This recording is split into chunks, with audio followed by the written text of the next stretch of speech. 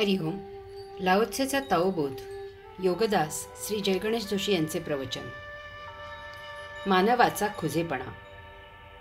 आपण जेव्हा चादरीची घडी घालतो तेव्हा आपण ती संपूर्ण चादर हातात घेतो आणि तिची घडी घालतो.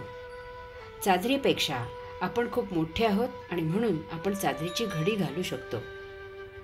मानव जेव्हा पृथ्वीची विश्वाची घडी घालायचा प्रयत्न करतो, विश्वनियम जुगारून ते त्याच्या मतलबाप्रमाणे बदलायचा प्रयत्न करतो, तेव्हा त्याने त्याच्या विश्वाच्या अमर्याद विस्ताराचा जरा विचार केला तर त्याला त्याच्या खुजेपणाचा अंदाज येईल. एखादे कुत्रे जेव्हा ट्रकवर धावून जाते तेव्हा ते त्याची अवकात विसरते. तो ट्रक केवढा, आपला आवाका काय, याचा पाचपोच त्या कुत्र्याला राहत नाही. मानव निश्चितच कुत्र्यापेक्षा जास्त बुद्धिमान आहे, त्याला तारतम्य आहे. यास्तव मानवाने वैश्विक भव्यतेचा विचार करून त्याची व्यवस्था बदलण्याचा विचार सोडून द्यावा. मानवाने जेव्हा अणूचा शोध लावला तेव्हा त्याला फार मोठा अहंकार निर्माण झाला की तो सर्व शक्तिमान आहे. त्याने हिरोशिमा आणि नागासाकी या शहरांवर अणुबॉम्ब टाकले आणि तेथे न भूतो न भविष्यती अशी जीवितहानी आणि वित्तहानी झाली. व्हिएतनामवर असे काही बॉम्ब टाकले की तेथील जमीन कायम करता नापीक झाली आहे. जगात नित्यदिनी अनेक ठिकाणी छुपी युद्धे सुरू आहेत. त्यात दररोज कित्येक जीव घेतले जात आहेत. वैश्विक वैभव, मालमत्ता नाश होत आहे. यातून अहंकार शमन करण्याचा केविलवाणा प्रयत्न सुरू आहे, परंतु अहंकार कधीही शमत नाही. अशा प्रयत्नांनी तो आगीत तेल घातल्यासारखा आणखीनच भडकतो. सिकंदर जेव्हा जग जिंकायला निघाला तेव्हा त्याने बायजीद नावाच्या साधूचे दर्शन घेतले.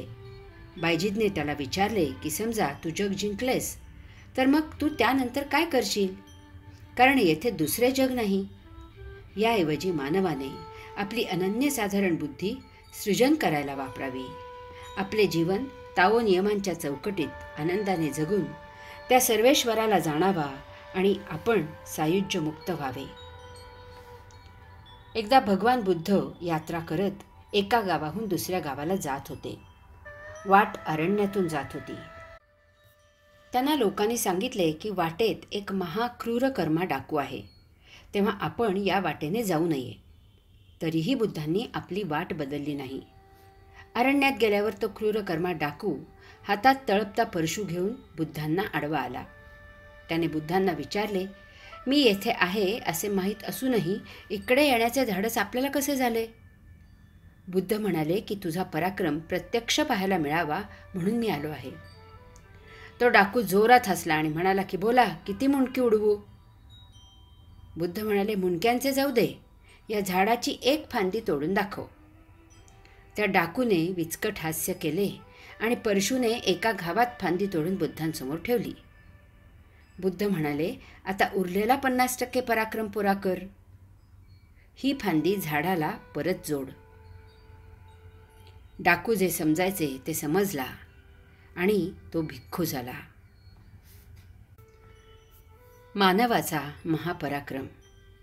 मानवाने अनेक औषधे शोधून आपले आयुष्य वाढवले आहे. मृत्यू तात्पुरता पुढे ढकलला आहे. हा पहा त्याचा महापराक्रम. यामुळे वृद्धांची संख्या अमर्याद वाढली आहे. यात 99% वृद्ध अकार्यक्षम आहेत. ते स्वतःचे काम स्वतः करू शकत नाहीत.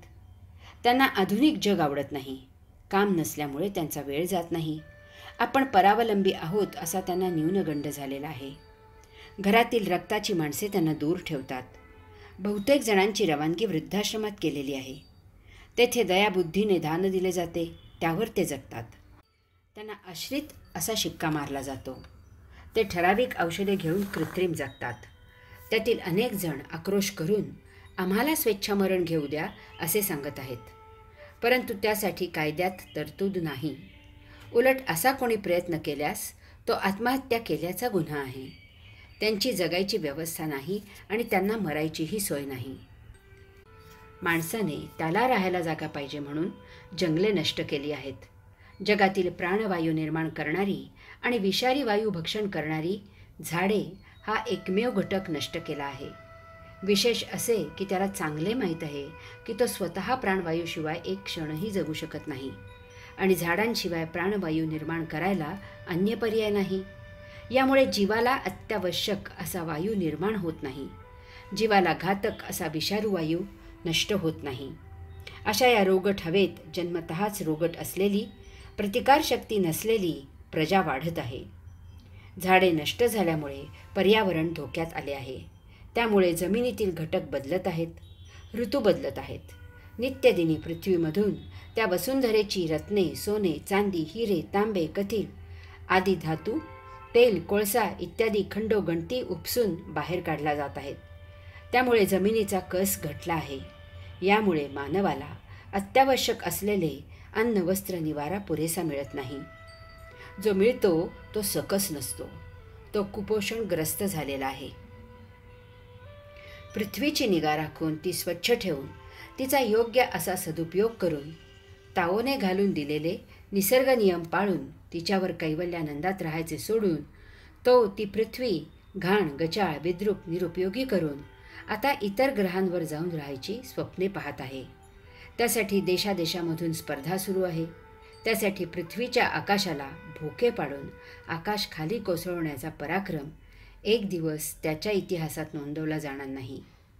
त्याला दिलासा इतकाच आहे की हे नोंदवायला, पाहायला आणि भोगायला त्यावेळी येथे एकही अगदी नमुना म्हणूनही मानव नसेल. सर्व नष्ट झालेले असतील. यास्तव लाओत्से सांगत आहे की देवाच्या या जगाची घडी देवाने घातलेली आहे. ती मानवाच्या हस्तक्षेपाने बदलता, सुधारता येणार नाही. जो तसे करील तो ती बिघडवेल. सुज्ञांनी यामधून योग्य धडा गिरवायचा असल्यास गिरवावा. हरि ओम.